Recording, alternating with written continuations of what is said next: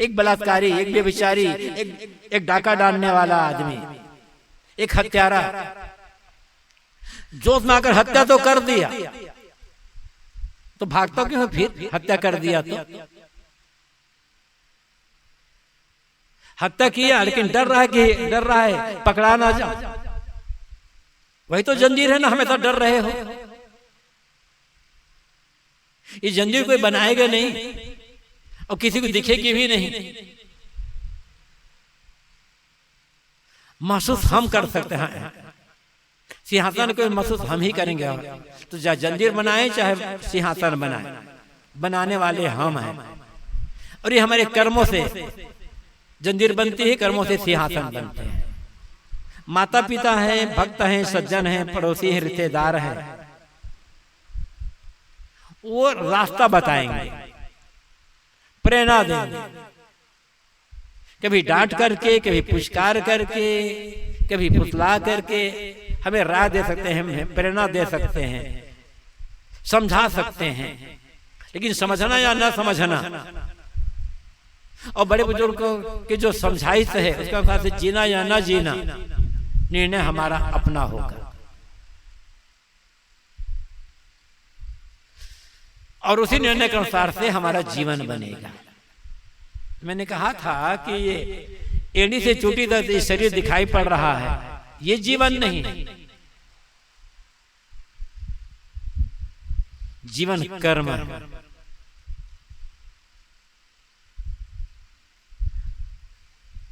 और कैसे कर्म करना है ये हम पर निर्भर करता है। और ये भी मत सोचना कि हम चुपचाप बैठे तो हैं तो कोई कर्म नहीं कर रहे हैं। बैठे रहने वाला आदमी भी कर्म करता है, शरीर से नहीं कर रहा है, मन से कर रहा है। बैठे हो दरवाजे पर, बैठे हो अपने घर में, या बैठे हो चौपाल पर, किसी की बहू बेटी को देखे बिगड़ गया मन, कर्म हो गया आपका, पाप का कर्म हो गया, मन खराब हो गया। किसी के बारे में सुने, आज आपके दुश्मन के बेटे को अच्छी नौकरी मिल गई, दुखी हो गया मन, ईर्ष्या में आ गया आपका मन, आपने कर्म कर लिया। आपने देखा कि मेरा पड़ोसी एक बड़ा बढ़िया मकान बना लिया, ईर्ष्या आ गई मन में, आपने कर्म कर लिया। कुछ करने रहो, चुपचाप बैठे हो। किसी के लिए ईर्ष्या, किसी के लिए अमर्ष, किसी के लिए क्रोध यदि मन में आया तो जंजीर बनी। कहेंगे अरे हमने कुछ नहीं किया, मन से कर रहे हो ना, शरीर तो नहीं हो रहा है। आपने देखा कि आपके पड़ोसी ने बहुत बढ़िया मकान बना लिया, खुश हो गया मन, ऐसा जैसे मेरे पड़ोसी ने बढ़िया मकान बना, सब मकान सब बना ले, सिंहासन में थोड़ा सा निर्माण हो गया। दूसरों की उन्नति को, दूसरों की प्रसिद्धि को, दूसरे की बढ़ोतरी को, दूसरे के सुख को देख करके यदि आप सुखी हो रहे हो, बराबर मन में प्रसन्नता हो रही है, तो आप अपने लिए जंजीर बनाने का नहीं बल्कि सिंहासन बनाने का काम कर रहे हो। किसी को दुखी देखे, चाहे कोई हो, आपका पड़ोसी दुखी हो गया, आपका दुश्मन भी दुखी हो गया, दुश्मन का बड़ा नुकसान हो गया, और आपके भीतर से आवाज आई कि ऐसा दुख किसी के जीवन में ना आने पाए, आप सिंहासन बनाने में लग गए हो। तो काम शरीर से नहीं होता है, जितना हम शरीर से करते हैं उससे ज्यादा मन से होता है। और जब कर्म शरीर से हो रहा है, कर्म मन से हो रहा है, तो कर्म वाणी से भी होगा। किसी को गलत प्रेरणा दिए तो जंजीर बनी, किसी को सही रास्ता बताए, भूले भटके सही रास्ता बताए, अच्छी कोई गलत रास्ते पर जा रहा था, गलत कर्म कर रहा था, समझा करके आपने रोक लिया, तो मानो अपने सिंहासन बनाने में थोड़ा अपनी मेहनत कर लिया अपने लिए।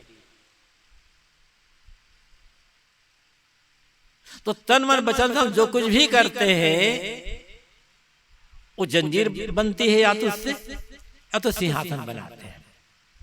विशेषता यह है कि जंजीर यदि बन भी चुकी होगी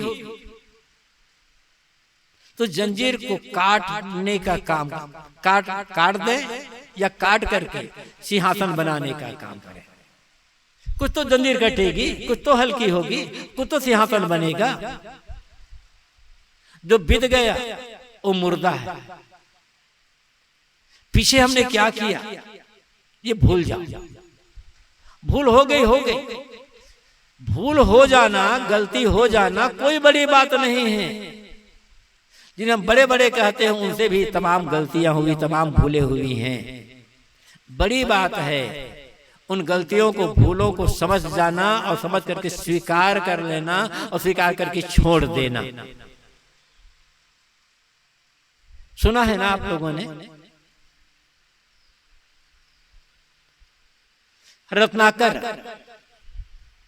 जंगल में रहते थे, राहगीरों को, मुसाफिरों को लूट लेते थे और यहां तक हत्या भी कर डालते थे। ये उनका धंधा बना रखा था। नारद या सप्तऋषि मिले, पूछे ये पाप कर्म क्यों कर रहे हो? परिवार वालों के भरण पोषण के लिए। परिवार वाले पाप में भागी बनेंगे नहीं बनेंगे? क्यों नहीं बनेंगे? पूछे तो सबने इनकार कर दिया। हमने कहा तुम्हें पाप करने को, पाप का फल तुम्हें भोगना पड़ेगा। तुम्हारी जिम्मेदारी है हमारा भरण पोषण करना। हमने नहीं कहा तुम पाप करो। ठोकर लगी रत्नाकर को, आए बदल गए। फिर वही रत्नाकर जो लोगों को लूटते थे, मार डालते थे, आदि कवि महर्षि वाल्मीकि बन गए। यहां तो हम लोग तो कोई ऐसा नहीं लूटने मारने वाला। फिर थोड़ी गलती हो गई तो आप निराश क्यों होते हो? अच्छी धुलाई होने पर कठोर से कठोर दाग कपड़े से हटाया जा सकता है और कपड़े को फिर से पूरा साफ किया जा सकता है। इसी प्रकार जितने भी बुरे कर्म हुए हों पहले, उन्हें आज सुधारा जा सकता है दृढ़ संकल्प के बल पर, दृढ़ निश्चय के बल पर। तो कितनी मोटी जंजीर बन गई हुई, उस जंजीर को हम काट सकते हैं आज। महत्व जो बीत गया है उसका नहीं है, महत्व आज वर्तमान में हम जो जी रहे हैं, जो कर रहे हैं, उसका है। इसलिए किसी को निराश होने की, उदास होने की, दुखी होने की आवश्यकता नहीं है। अरे हमारा तो बहुत समय चला गया है, अब क्या होगा, हमने बहुत गलत काम किया होगा, हो गए, भूल हो गई, अब रास्ता बदल दो। एक आदमी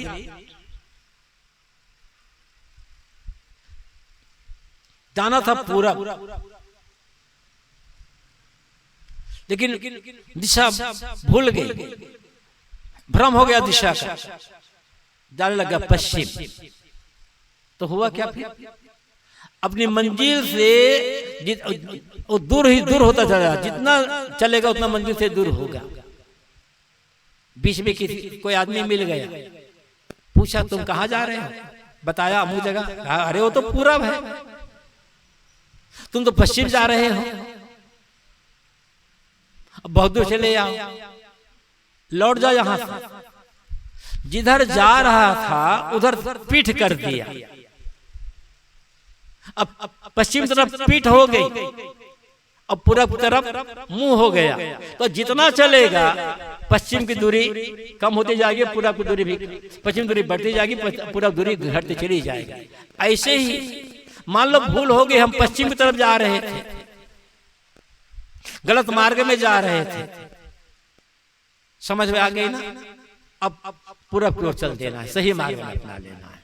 जितना चलेंगे मंदिर के निकट होते चले जाएंगे। यही है जीवन जीने का तरीका। विश्वास सबका अलग अलग, मान्यता अलग अलग, रुचि अलग अलग, लेकिन कर्म ये जीवन की पहचान है। आज हम श्री झाड़ूराम जी की स्मृति में एकत्र हुए हैं, कल हमारी स्मृति में भी होगा। अनेक लोगों की स्मृति में हम इकट्ठे हुए। कभी सोचे अपने लिए? बदलना है जीवन को, और जीवन बदलने में हर आदमी सक्षम है। जो चला गया उसके लिए हम कुछ नहीं कर सकते। कुछ भी करो, जो चला गया है उसे कुछ मिलने वाला नहीं है, कुछ भी मिलने वाला नहीं है। जो करते हैं अपनी खुशी के लिए करते हैं। चाहे कहीं दान करो, उससे हमारे संस्कार अच्छे बनेंगे, लेकिन जो चला गया उसे कुछ मिलने वाला नहीं है। चाहे गया जाकर के श्राद्ध करो, चाहे प्रयागराज जाकर करो, चाहे काशी जाकर करो, चाहे जगन्नाथ जाकर करो, कुछ नहीं मिलने वाला है जो चला गया उसके लिए। वहां तक पहुंचेगा ही नहीं। छत पर किसी आदमी को बैठा दो, आदमी छत पर बैठा हुआ है और उसके नाम से नीचे भोजन परस करके रख दो, पेट तो भर जाएगा ना। जब 12 फीट की दूरी पर आदमी का पेट नहीं भर पा रहा है, हम भोजन यहाँ रख रहे हैं नीचे में, 12 फीट की दूरी क्या है? यहाँ हम जहाँ बैठे वहां भोजन रख दे, वहां पर बगल में आदमी बैठा दो, पेट तो नहीं भरेगा। तो मर गए, उसके लिए उस आदमी को कैसे मिलेगा? उनकी स्मृति में जो हम करते हैं उससे हमें खुशी मिलती है। अपनी खुशी के लिए कर रहा है बस, और न भी करो तो कोई फर्क नहीं पड़ने वाला है। लेकिन करने से क्या हो जाता है? सारे रिश्तेदार क्यों जाते हैं? इसी बहाने नाते रिश्तेदार सगे संबंधी मित्र मंडलियों से मुलाकात हो जाती है। इसी बहाने थोड़ा सा आपस में मिलजुल लेते हैं, कुछ समाचार पूछ लेते हैं, थोड़ी सी आत्मीयता बढ़ती है, व्यवहार बढ़ता है, प्रेम संबंध बढ़ता है। आदमी को लगता है कि मैं अकेला नहीं हूं, मेरे सहयोग करने वाले और लोग हैं, इसलिए मिलना जुलना होता है, इसलिए कोई आयोजन किया जाता है। और फिर कुछ ज्ञान चर्चा हो जाती है तो लोगों को के अंदर जागृति आ जाती है। तो आए हैं सो जाएंगे राजा रंग फकीर, एक सिंहासन चढ़ चले एक बंधे जंजीर। हम किसी की स्मृति सभा में, चाहे अंत्येष्टि में जाएं, चाहे श्रद्धांजलि सभा में जाए, या किसी की स्मृति सभा में जाए,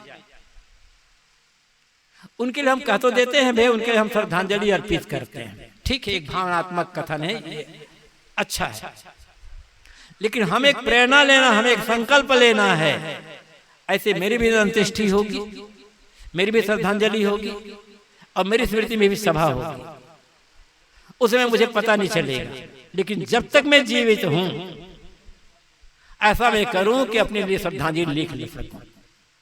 इसी छत्तीसगढ़ के भगत शरीर छूटने के पहले एक डायरी में अपने लिए, अपने खुद के लिए श्रद्धांजलि लिखकर चले गए थे। और श्रद्धांजलि लिखने के 1 सप्ताह बता दो उनका शरीर छूट गया। तो वो तो कापी की श्रद्धांजलि है ना, जीवन की श्रद्धांजलि, कर्म। ये असली श्रद्धांजलि होगी अपने लिए। बढ़िया मन बनाए, बढ़िया जीवन बनाकर, बढ़िया व्यवहार के करके चले, और तब अंतिम समय में ये लगे मानव जीवन पाने का जो मुझे करना चाहिए था मैंने कर लिया, कोई पश्चाताप नहीं। साहब ने जो कहा है ना, याद करें, कबीर जब हम पैदा हुए जग हंसे हम रोए, ऐसी करनी कर चलो हम हंसे जग रोए। ऐसी करनी करें कि हंसते हंसते हमारे प्राण निकले और लोगों को लगे कि गांव के भला आदमी चला गया। वो हमारी श्रद्धांजलि होगी, और यही जिनकी स्मृति में हम एकत्र होते हैं उनके लिए भी श्रद्धांजलि होगी। आप सबको बहुत बहुत धन्यवाद, और अपने वाणी को यहीं पर विराम।